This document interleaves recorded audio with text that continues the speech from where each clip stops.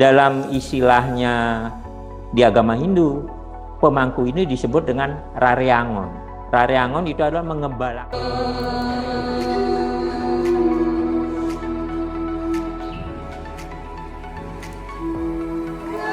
Jadi pemangku itu masih boleh dikatakan syaratnya masih agak ringan. Yang penting mau.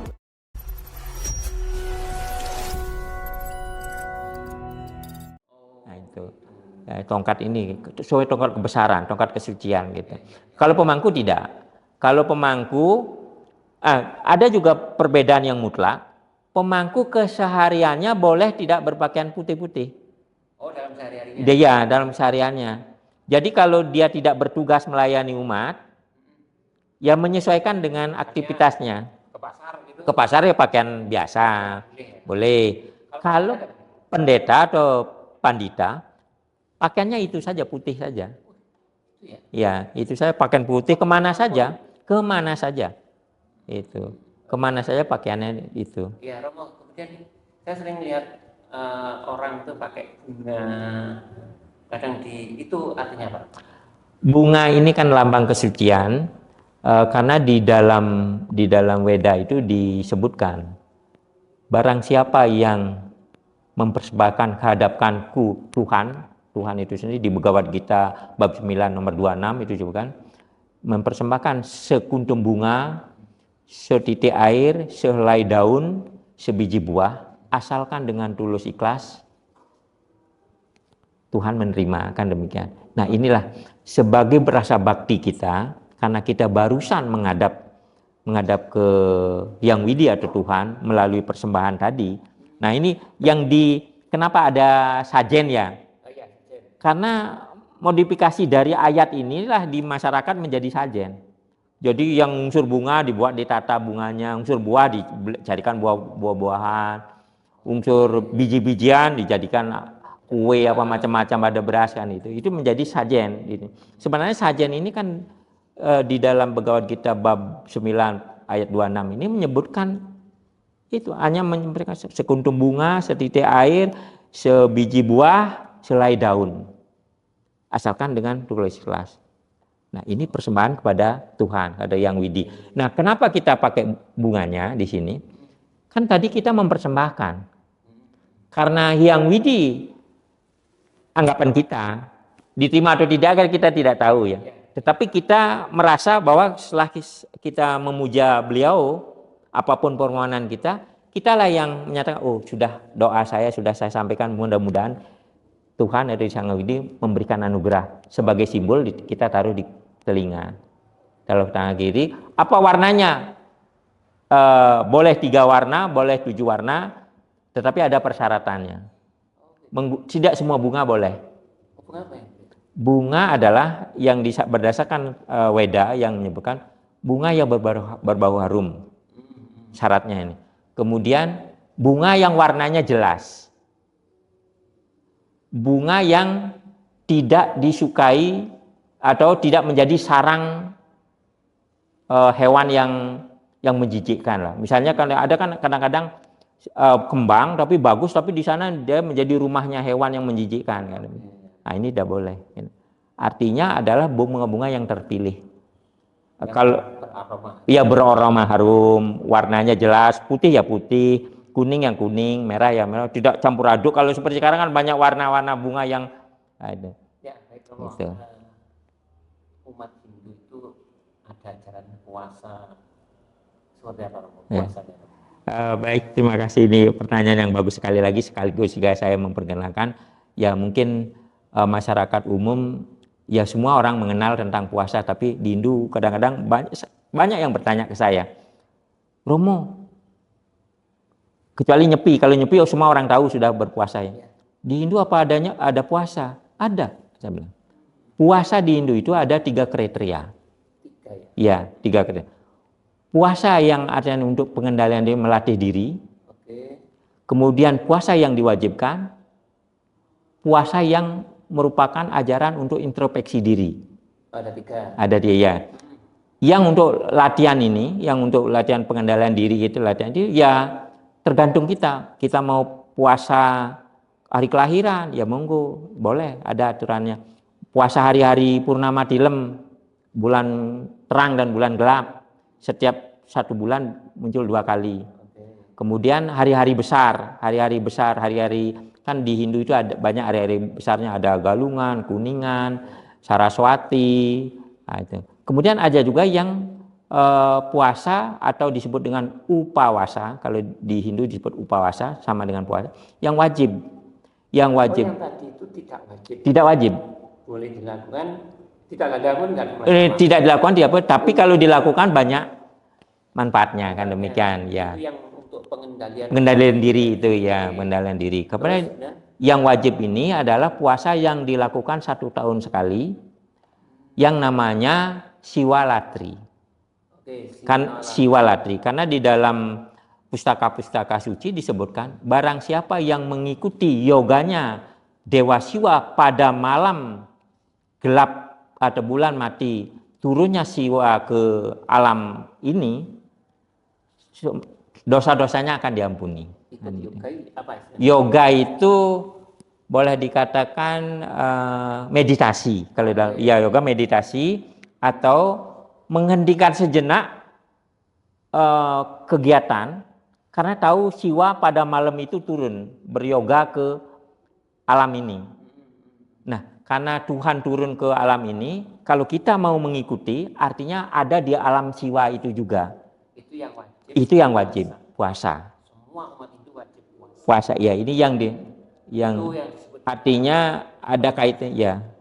Ada kaitannya dengan penebusan dosa. Nah, itu istilahnya. Nah, kemudian puasanya bagaimana? Puasanya itu adalah puasa murni, tidak melakukan apa-apa. Tidak boleh makan, yang siwalatri terutama, yang tidak boleh makan, tidak boleh minum, tidak boleh pergi, tetap duduk, tidak boleh tidur, jagra, harus melek. Ini dalam suami istri itu tidak boleh. Oh, tidak boleh, apalagi itu nafsu tidak sampai kali. Jangankan itu, main HP aja udah boleh. Karena itu ya 24 jam itu. Startnya mulai itu ada 06 pagi sampai 06 pagi berikutannya 24 jam. Tidak boleh. Bercengkrama guyon juga tidak boleh. Iya, kecuali yang tadi yang masih dalam pengendalian diri belajar. Ya, yang puasa belajar. Ya itu boleh. Oh, saya mau puasa ini karena kelahiran. Ya, boleh beraktivitas biasa, hanya tidak memakan selama 24 jam. Nah, itu. Lanjut tadi satu puasa lagi tadi. Yang introspeksi diri. Ini yang paling terkenal puasanya yang dilakukan untuk merayakan hari Nyepi atau memperingati tahun baru Saka. Jadi ini adalah ada kaitan dengan introspeksi diri, bahwa apa yang kita lakukan selama 1 tahun, kita benar-benar harus mengintrospeksi diri. Yang disebut pada saat itu disebut dengan catur brata penyepian. Ya, 4 ikatan yang di dalam melakukan puasa itu yang harus dilakukan. Yang pertama adalah tidak menyalakan api. Api ini bukan hanya sekedar api terang itu ya, api nafsu juga. Jadinya kita harus lepaskan itu. Kemudian kita tidak melakukan kerja, amati karya. Tidak melakukan pekerjaan, hanya meditasi, hanya belajar, diam di rumah atau diam di suatu tempat atau ke pura, ke tempat suci, dimanapun cari tempat kesucian, di sana diam, merenung, artinya membaca diri kita sendiri, apa kurangnya kita dalam 1 tahun ini. Itu tidak melakukan apa-apa, tidak boleh bekerja. Kemudian amati lelanguan. Amati lelanguan ini tidak menikmati hal-hal yang bersifat kebutuhan diri kita, tidak menikmati hiburan, tidak ya kesenangan lah itu tidak nonton TV tidak boleh kan ya itu. Kemudian yang keempat, amati lelanguan. Ini artinya kita tidak bepergian, ada tetap. Nah ini yang membedakan puasa-puasa lain. Dan ini antara siwalatri dengan catur brata penyepian di pada Nyepi, ini boleh dikategorikan wajib. Oh, ya. Berarti istilahnya yang wajib dua ini aja ya. Dua ya, Sama sama Siwalatri itu ya wajib.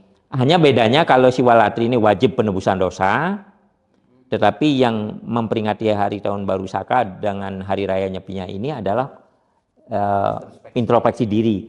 Jadi kita melihat ke diri kita sendiri. Oh, ternyata 1 tahun ini saya terlalu banyak bepergian tanpa menghiraukan keluarga. Misalnya, oh tahun depan saya akan mulai kan di sana introspeksi itu. Ngomong untuk waktu Siwalatri atau puasa wajib penebusan dosa itu di hari-hari apa dong? Tanggal tertentu atau sudah terserah? Ada harinya. Hari Siwalatri itu turun pada sekitaran bulan Januari Februari, mendekati hari apa ini? Bukan hari yang internasional itu loh, hari Valentine Day itu apa? Apa hari apa itu? Day itu antara situ, antara jatuhnya antara bulan mati pada bulan Januari Februari dia jatuh pada film antara bulan Januari Februari ya, itu ada 1 hari itu saja ya wajib ya. Berarti ada 2 yang wajib. Ya, ada yang 2 yang wajib. Nah, tentunya di dalam masyarakat kan inilah yang kadang-kadang saya sebagai seorang rohanian menekankan. Ya, kalau yang namanya sudah wajib lakukan, tapi ada ya kadang-kadang ya itu namanya umat ya kan, ada yang kuat, ada yang tidak kan itu. Puasa penebusan dosa itu setiap tahun sekali ya? Setiap tahun sekali. Tidak hanya sekali tok dalam seumur hidup enggak ya? Enggak, setiap tahun sekali. Nah, itu dilakukan. Kalau tahun sekarang misalnya umat Hindu tidak melakukan penebusan dosa, apakah di tahun berikutnya nyaur apa istilahnya? Membalas apa?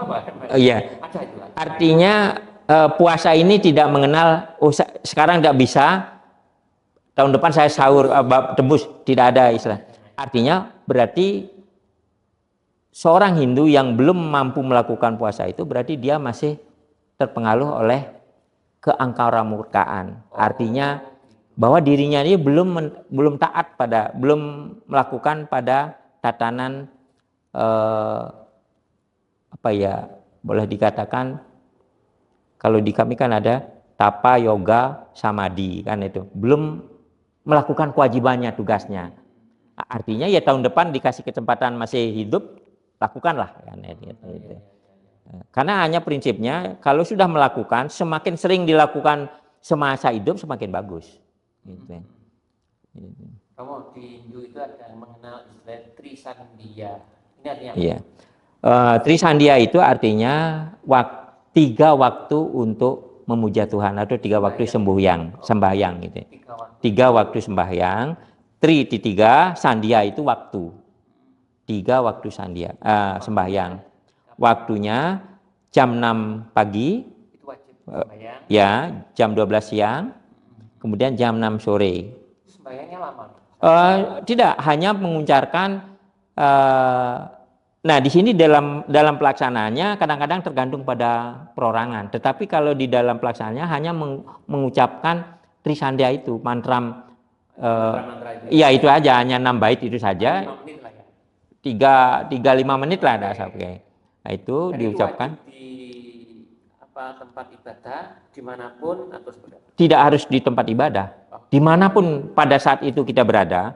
Misalnya sekarang saya mau ke Surabaya subuh gitu, ternyata jam 6 pagi saya masih di jalan, di dalam bis tidak masalah.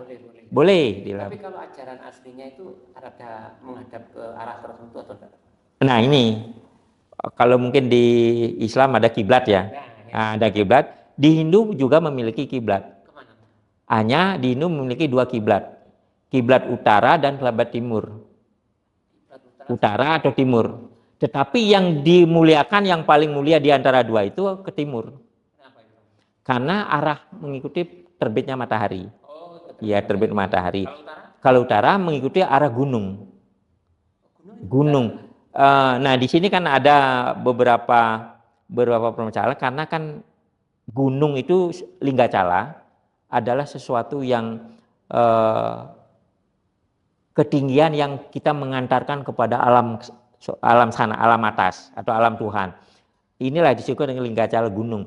Nah, karena Linggacala itu gunung ya, oke. ketinggian. Nah, karena boleh dikatakan gunung itu Linggacala atau boleh dikatakan Keadia, namanya Keadia itu, atau kalau di Bali Kaje, kalau di Bali disebut Kaje, identik dengan utara demikian. Nah, jadi ya utara. Tapi ada di beberapa daerah, walaupun gunungnya di selatan, tapi dia mengatakan itu utara. Karena di dalam kitab suci ada namanya Utarayana, ada namanya ke selatan apa namanya Dakshinayana. Ada yang arah utara dan ada arah selatan ini yang. Tetapi dalam hal ini yang perjalanan matahari menuju ke utara lah yang dikatakan lebih suci, lebih bersih. Tetapi arah yang lebih bagus adalah arah ke timur menyongsong matahari itu sini. Artinya boleh ke timur, boleh ke utara. Nah, tapi mayoritas mungkin gini timur. Nah, itu. Kalau pura itu ada menghadapnya khusus ke timur atau utara gitu. Kalau pura mesti boleh dikatakan kalau tidak timur utara itu saja. Ya, tidak ada pura arah puranya loh. Misalnya sekarang puranya ini di timur, yang sembahyang ngadap ke timur kan demikian. Tidak ada puranya mengayangnya ke arah selatan itu tidak ada. Walaupun di dalam tatanan atau di dalam perputaran para dewa-dewa di alam ini ada 9 arah dan semua ada dewa-dewanya, semua disembahyangi.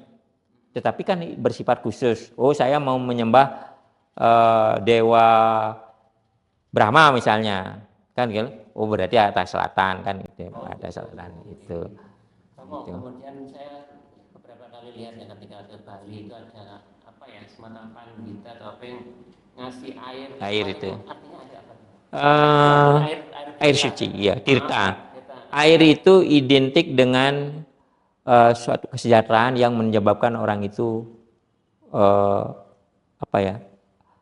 nampak kesejahteraan pada hidupnya. Memang di dalam pandangan Hindu, setiap habis sembahyang, setiap habis memuja Yang Widi, itu ditandai dengan 3. Dipercikkan air suci, disebut tirta, dikasihkan bija, kemudian bija. Yang kemudian yang ketiga itu menerima prasadam. Apa itu prasadam? Sajen yang kita haturkan tadi, itu kita nikmati. Nah, itu. Nah, ini tapi yang utama adalah tirta dan bija. Tirta ini adalah melambangkan kesejahteraan, keheningan. Bija yang ini yang tadi itu. Nah, itu. Nah, ini sebagai simbol bahwa Tuhan sudah memberikan waranugrahanya atas apa yang kita inginkan. Ya, walaupun kita tidak tahu apa diterima benar atau tidak oleh Tuhan kan kita tidak tahu. Tetapi kita harapannya kan Tuhan mesti menerima karena kita berbuat baik ya berarti demikian. Itu. Ya, itu tirta, airnya nama tirta itu. Ya, Romo, kan ini kan ada beberapa artis ya, artis itu yang beragama Hindu mau menikah dengan agama lain kan sempat ramai. Kalau di ajaran Hindu seperti apa? Bolehkah orang beragama Hindu pindah ke agama lain karena alasan menikah? Atau sebaliknya orang lain agama non Hindu mau masuk Hindu, itu syaratnya apa, prosesnya bagaimana? Nah, sanksinya apa? Ya, begini. Di Hindu sebenarnya kalau boleh dikatakan masalah hubungan antar manusia ya itu boleh dikatakan konsekuen atau ketat. Ya, ketat sebenarnya kalau boleh. Cuman kan kalau ada masalah-masalah di Hindu itu kadang-kadang tidak mau diguncingkan kan demikian. Tetapi seperti tadi pertanyaan tadi, apakah boleh di Hindu itu beda agama? Jelas di dalam ayat tidak membolehkan. Tidak boleh. Harus satu kesatuan, harus satu. Nah, bagaimana kalau misalnya sekarang seperti contohnya ada ya apa artis atau bahkan saya lihat di umat saya sendiri memang kadang-kadang ada. Nah, ini artinya dia tidak bisa mengendalikan diri. Berarti dia ada pelanggaran. Ya, pelanggaran. Otomatis nanti pada saat dia kembali diambil oleh Tuhan atau kembali ke alam sana, dia akan tidak menemukan jalan yang sempurna. Itu artinya Ya ini dulu, yang kawin beda dulu. Entah beda. dia dari Hindu ke luar Hindu atau dari luar Hindu masuk ke dalam, tapi tetap masih ada perbedaan. Artinya di dalam kehidupannya ini dia tidak akan menjumpai kesempurnaan. Di alam sana pun dia tidak akan menemukan, boleh dikatakan alam sempurna atau sorga. Nah, disinilah ada penekanan-penekanan di dalam Hindu harus dalam satu kesatuan atau agamanya sama, keyakinannya sama. Nah, bagaimana kalau yang misalnya karena interaksi di alam ini kan karena ya perputaran kehidupan ini sangat kompleks sekali, ya mesti akan ada terjadi. Nah, ini ada caranya. Jika ada agama lain yang misalnya menikah dengan orang Hindu, ya harus disamakan dulu agamanya. Yang melalui proses non-Hindu dihindukan dulu sebelum menikahnya. Yang namanya sudiwadani. Disudiwadanikan dulu. Ya. Ditanya dulu ke siapanya apakah sudah yakin ingin pindah dan ingin masuk ke calon suaminya, atau kalau dia seorang putri kan itu. Kemudian ini loh tanggung jawabnya. Sanggapnya itu dia harus mampu paling tidak mengucapkan mantra Trisandia. Itu dulu dia diajari dulu dan meyakini tentang konsepsi Tuhan. Paling tidak dia yakin dulu bahwa kalau dia masuk itu dia diperkenalkan dengan puja Trisandia, dia mampu memahami ini dulu. Ini yang paling dasar ini dulu. Nah, setelah itu baru diajari dogma-dogma yang lain, bagaimana tentang pemujaannya, bagaimana tentang sembahyangnya, bagaimana tentang persembahan yang nanti dilakukan. Ini harus diyakini dulu. Nah, ini ada tahap belajarnya, dikasih pelajaran. Tidak bisa langsung, oh ya saya mau ikut ini pernyataan, tidak bisa. Setelah dianggap lulus lah. Lulus ya itu. Dogma-dogma tadi baru boleh nikah. Baru boleh disudiwadani dulu, diupacari itu baru boleh nikah. Itu pun masih di dalam pengawasan minimal oleh sang suami. Harus diajari.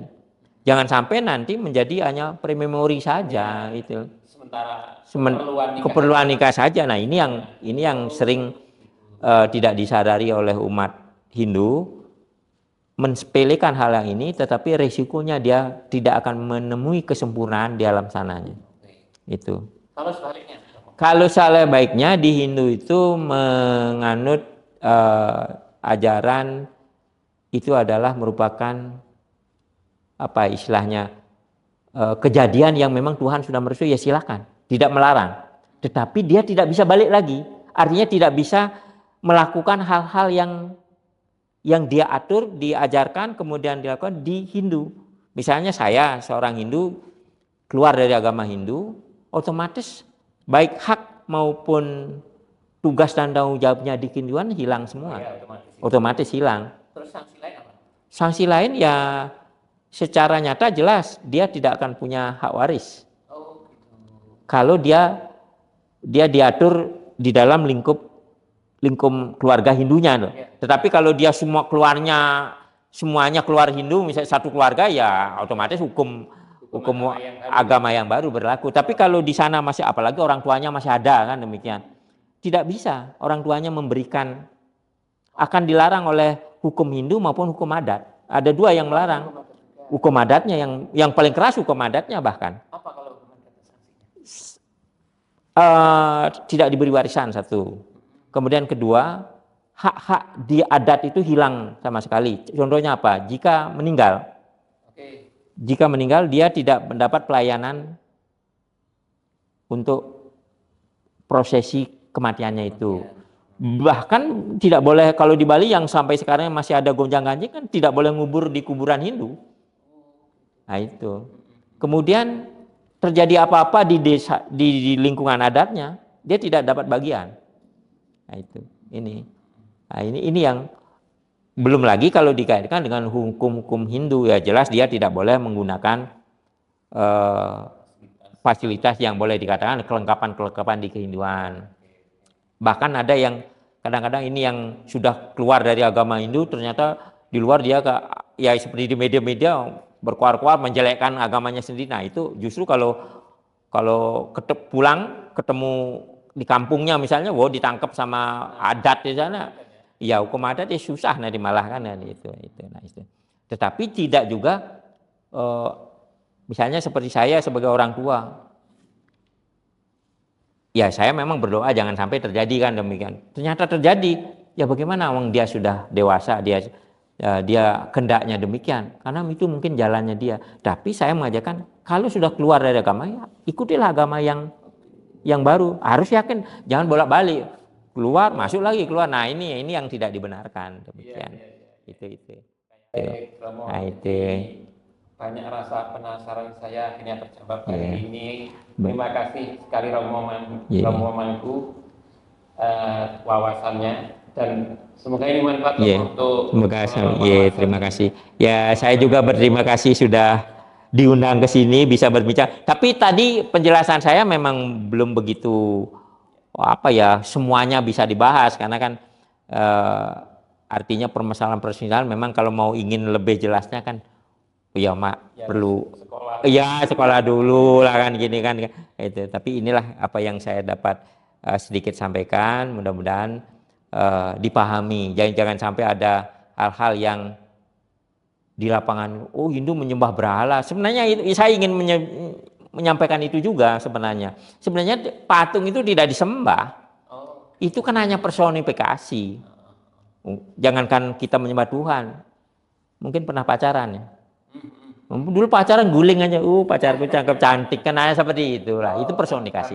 Gambarannya begitu, personifikasi. Tidak, ya kan karena tidak dijelaskan kan banyak orang yang tidak mengerti kan. Ya mudah-mudahan dengan pertemuan ini saya juga berterima kasih sudah diberikan kesempatan untuk menjelaskan, dan hal-hal yang terutama dengan puasa, kemudian perbedaan seperti tadi itu.